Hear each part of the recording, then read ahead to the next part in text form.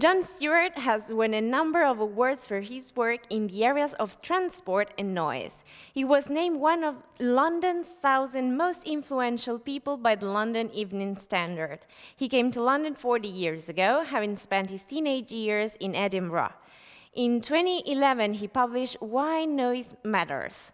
These short stories are his first work of fiction. At the end of 2021, he published, in collaboration with Eurobox, a new literary work entitled The Organization Leaves No Traces.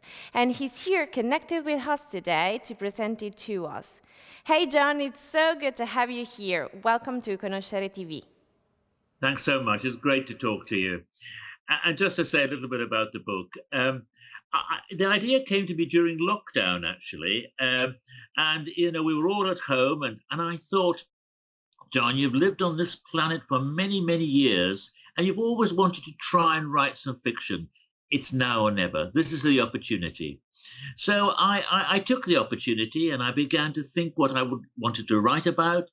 And as you said, I've got a background in environmental stuff, in noise and so on. And I thought, I've written a lot of pretty dry and boring books which are simply factual about this. How can I try and make these issues come alive in a series of short stories?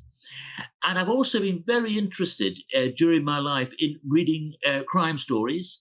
And I thought, try and put the two together, put my interest and my experience in environment issues and noise issues, and put that together as part of crime short stories. So I've got these 6 short stories, The Organization Leaves No Traces, and while they're individual stories and they can be read as individual stories, they're also linked, and some of the same characters appear in each of the stories. And in particular, my main character, a young man called Joe, he was an ordinary guy living in Wales, which is a rural part of the UK, helping his mum at the cafe which he owned. And then they had an environmental problem and her health deteriorated. And Joe did everything he could within the law to try and sort out the problem. But when he saw it couldn't be sorted out, then he thought, I've got to turn to other methods. So he turned to the organization. And the organization were a group of people who were involved in crime.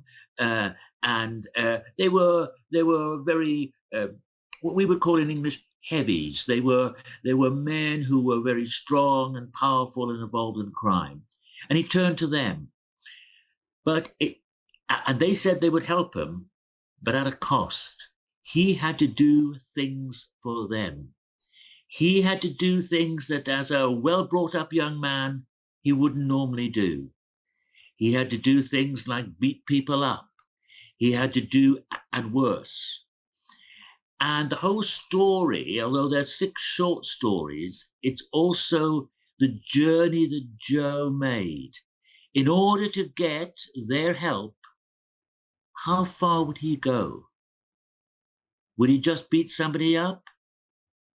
Would he close his eyes to murder? Would he be involved in theft? And how would he develop over a period of the next few years?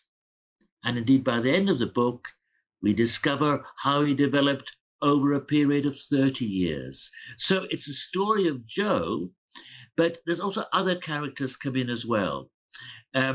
And some of them, I hope, are quite entertaining, because although it's a crime story and a whodunit story, some of the characters are, as we would say, larger than life. They are people who have got personality and interest, and there's a fair bit of humor in the story, in the stories as well, to try and keep people interested. I thoroughly enjoyed writing the book, and I really hope that people will enjoy reading it as much as I enjoyed writing it. That's where I wanted to get. Who's the target reader for your book? Is it a book for anyone, or do you have a profile in your mind? Well, I think it's for anyone. anyone who likes a good story, because essentially what they are is 6 good stories. They're stories full of tension and, who did the crime? Will they get away with the crime? But anybody who likes that sort of whodunit story, it's for them. It's written, as I say, I hope in an entertaining way, in an interesting way. And each story you have to work out, hopefully before the end, what's going to happen? Who did it? Will they get away? Anybody who's interested in that sort of thing, and I think a lot of people are, that's the audience. It's for you. So there's just one way to answer all these questions, which is but to buy the book, And one last question before leaving you. Is there anything you'd like to tell your readers?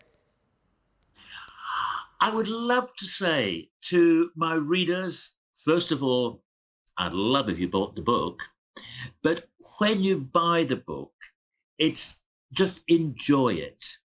Enjoy working out who did the crime, but also, perhaps a little bit more seriously, have a look at what happened to this young man who tried to help his mum, who went to a criminal organization, and how far was he prepared to go? How far would he change? That's really the theme and the thread that runs through the book. Thank you very much, John. Thank you for accepting our invitation, and we want to wish you very good luck with your book.